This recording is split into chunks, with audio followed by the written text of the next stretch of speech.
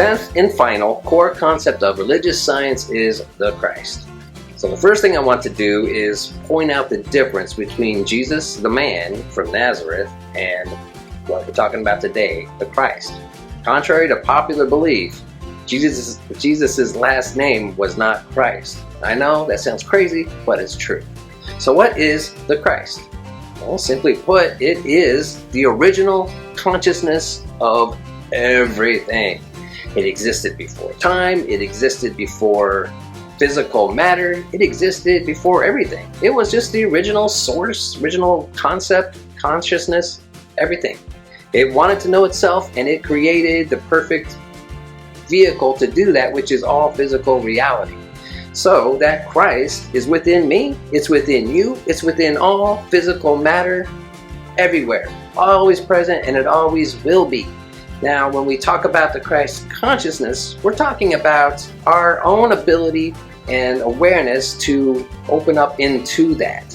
I think one of the best indicators that Jesus, often referred to as the master teacher, pointed us to, he said, the kingdom of heaven is within.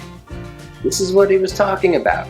And this is what I'm talking about when we say that meditation, spiritual mind treatment, contemplation. What other spiritual practices can we name? There's quite a few. And they all have pretty much the same purpose of getting us into a deeper awareness of that bigger thing. When we say that there is a power in this universe, bigger than you, and you can use it, this is what we're talking about. One thing that I think is really cool. So the idea that there is this constant upward spiral, and what that upward spiral is pointing to is that we are all returning to that original consciousness to know it for our own individualized points of consciousness ourselves, to fully embody that and experience it and express it. And as we do that more and more, well, the world around us shifts more and more into a more hospitable, enlightened place. Now, all these great teachers, going back over 3,000 years, we've had a ton of really good teachers, and they all pointed to that same thing. And they all did it in very similar ways, which is really pretty cool. One thing that Jesus said that kind of points to the idea that even Jesus wasn't fully enlightened. He said these words, that all these things that I do, well, these and even greater will you do. Pointing to that idea that there is this constant upward movement, and really it never ends. So all these different teachers, they all have kind of demonstrated their knowing and interrelation with that Christ consciousness to different degrees. And it's pretty exciting to see how our spiritual practices can help get us to that. So like spiritual mind treatment, affirmative prayer, all these things, practice, practice, practice.